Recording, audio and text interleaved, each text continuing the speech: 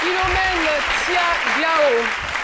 Eh bien, notre invitée du jour est commerçante, transporteur, éleveur de bovins, hôtelière, planteur de café cacao, d'EVA, de vivrier et possède, elle est donc présidente d'une coopérative de plus de 1000 femmes.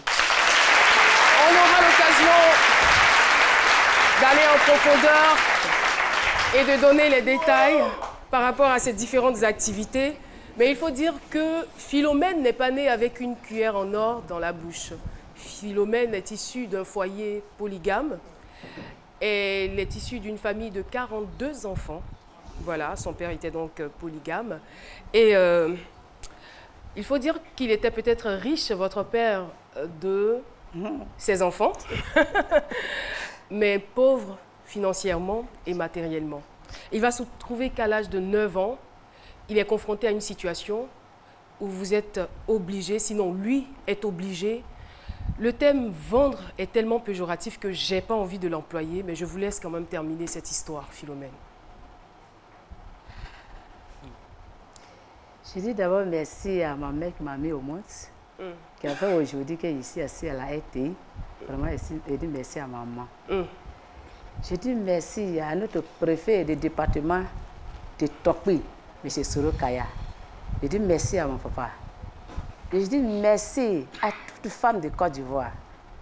Je dis merci à toutes les femmes. Je dis merci à tous ceux qui sont venus aujourd'hui m'écouter dans RTI. Merci à vous, hein, c'est de vous qu'elle parle. D'accord. Aujourd'hui, vous avez 9 ans. Ce que je vais vous dire d'abord, regardez de ce que je vais parler, ne regarde pas mon français. Je ne suis pas allée à l'école.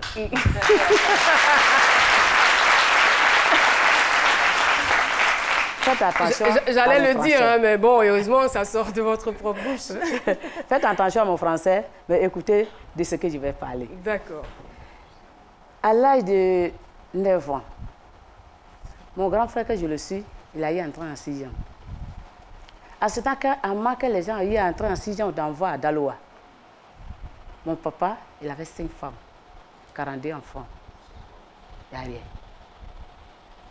Mon papa, à l'âge de 9 ans, mon papa m'a appris, il dit que non, quand son grand frère est entré en 6e, on va aller le vendre pour qu'on puisse gagner l'argent, pour que son grand frère va aller à l'école. Il y a un village qui était à côté de nous, il s'appelle Glégoin. Mon papa m'a mis au dos. Il y a un Richard qui était dans ce village, un doyen de presque 70 ans. Mon papa m'a appelé pour dire que monsieur, je suis venu te voir. Voilà ta femme. Donnez-moi 35 000. Mon enfant est entré en 6e. Attends, vous avez 9 ans. 9 ans. Le monsieur a peut-être 60, 70 ans. Mon papa m'a appelé parce qu'il n'a pas l'argent. Son enfant est entré en 6e. Il n'y a pas l'argent pour que son fils aille à collège. Comment faire pour gagner l'argent pour que son enfant avait fait l'école? Mon papa était obligé de me prendre à 9 ans pour me donner. Je dis bien dit, ce que je parle aujourd'hui, je parle à la RTI. Tous ceux qui sont au courant, ils vont se rappeler. Mon papa m'a appris pour aller me donner à ce vieux, pour dire que voilà ta femme, donnez-moi 35 000 pour que mon fils va aller à l'école. Le monsieur a donné 35 000. Vous avez échangé contre 35 000 francs. Quand le monsieur a donné le 35 000, je dis je ne peux pas rester.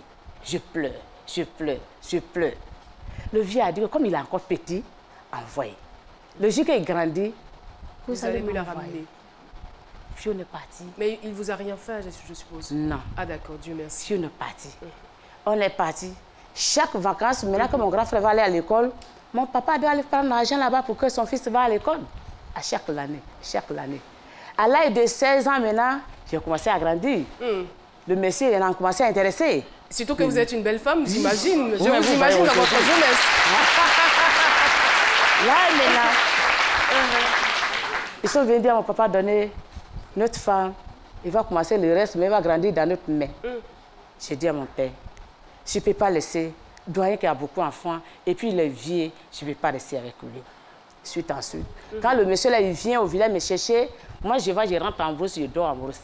Souvent je vais au campement pour aller dormir au campement, parce que le monsieur, je ne fais pas de lui. Mon papa, il a fait. Je fuis, où ma maman est quittée, je m'en vais là-bas.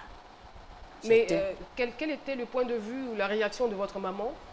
Ma maman ne peut pas. À l'époque, les vieux de l'époque, est-ce que ces femmes parlent devant eux? Maman ne peut pas parler. Il a qu'à pour parler. Quand il parle, mon papa dit, c'est lui qui fait. Et puis, oui, il a dit de partir, et puis je refuse. Bon, maman, il n'est pas que parler devant son mari. À mon tour, maintenant, je sens à l'âge de 17 ans, mon papa dit de partir, je dis, je ne vais pas. À l'âge de 18 ans maintenant, mon papa, son un ami qui est quitté à Sipilou. Il est venu de Salier. On est resté là, même mari sont venus encore pour me chercher. Il dit, papa, je ne vais pas laisser le monsieur. Mon père dit, non, chez moi, dans mon foyer là, ma fille ne choisit pas son mari. C'est moi qui choisis ma fille. Quand tu ne veux pas l'autre là, ok, j'ai pris son argent, l'autre vieux qui est là, c'est ton mari. Il dit, mais papa, j'ai dit, je vais choisir ce que je veux, et puis ils vont donner l'argent pour rembourser. Mon papa dit non. Ça faisait combien après, finalement?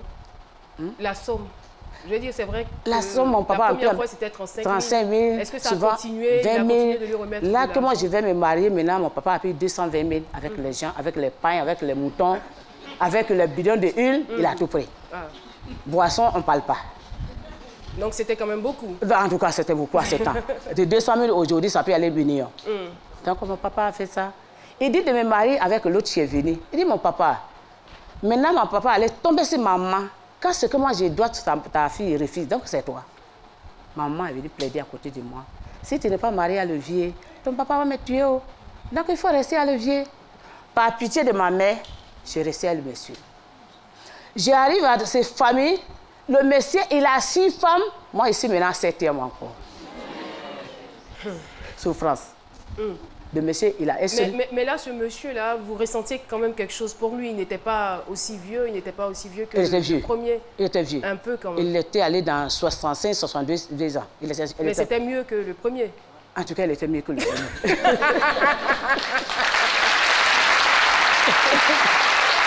C'était mieux que le premier. Et là, le monsieur, il a déjà 6 femmes. Il a 6 femmes. Il était 7e. Et vous acceptez d'être la 7e femme? Ça, je n'avais pas le soir, c'est juste. J'étais obligée de laisser à cause de ma mère. Puis j'ai resté. Quand j'ai resté dans cette famille maintenant, le monsieur, il a un seul champ de café. C'est ça que tout le monde vit de ça. D'accord. À mon tour, j'ai resté avec lui. La souffrance est là, la fatigue est là, on ne peut rien faire. J'étais enceinte de 7 mois. Je ne trouve pas de solution à ma vie. C'est difficile. Manger, c'est difficile. L'habillement, c'est difficile. Maintenant, il y a tout juste un vieux qui était derrière. Mais avant cela, je veux dire que quand vous êtes arrivé dans ce foyer, les femmes, comment est-ce qu'elles arrivaient à se débrouiller? Comment est-ce qu'elles vivaient? Bon, les femmes qui étaient, toutes ces femmes, ils se débrouillaient. Font les petits commerces, puis se nourrir les enfants. Donc, comme quand matin arrive, ceux qui vont faire champ, ils s'en vont au champ. Ceux qui vont aller au marché, s'en vont au marché. Nous, qu'on va rester à côté de messieurs, on est à côté de messieurs. C'est comme ça que ça se faisait. D'accord. À mon tour, quand j'ai vu que vraiment, quand ça fait jour, tout le monde s'en va. C'est vous qui êtes à la maison. Exactement, à la maison. Mais à la maison, monsieur ne donne pas le prix de papa pour que tu puisses te préparer. Hein. Vous attendez le soir, quand ceux qui sont partis ils vont venir, ils vont préparer. C'est là que vous allez manger. Hein. Donc vous ne mangez pas toute la journée? Toute la journée. Et vous étiez enceinte? J'étais enceinte de 7 mois. Donc à mon tour, j'ai dit, est-ce que je vais rester dans ça là? Je suis parti, il y a un vieux qui était tout juste derrière la maison, je suis parti le voir. Il dit, papa, je vais faire champ d'arachide. Est-ce que je peux gagner un petit coin avec toi pour que je puisse faire mon champ d'arachide? Il a dit à sa fille que demain, si tu veux aller au champ, il faut aller avec ta fille. Tu vas lui montrer où on a fait un champ de riz l'année passée. Tu lui montres ce qu'il paie, il n'est qu'à balayer. À mon tour, ici, enceinte de 7 mois, premier enfant, on m'a montré. Chaque matin, quand je vais aller, je prends mon machin, je m'en vais avec lui. C'est mon premier bic qui est là. J'ai pris pour aller. J'ai commencé à balayer. J'ai pu balayer un hectare. Un hectare? Un hectare.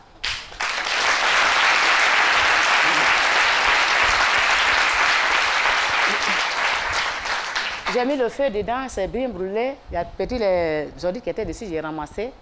Maintenant, où enlever l'argent maintenant pour payer le semence maintenant pour faire le champ? Problème. À mon tour, je partais dans le champ des gens. 600 francs pour la journée. Quand je gagne 600 francs, je paye 500 francs de semences d'arachide. Et puis le 100 francs, je donne 25 francs à mes petits soeurs qui étaient à côté de moi, qui partaient à l'école, les 75 francs. Je paye à Tchétché avec poisson. Je m'en fais journée ça au champ.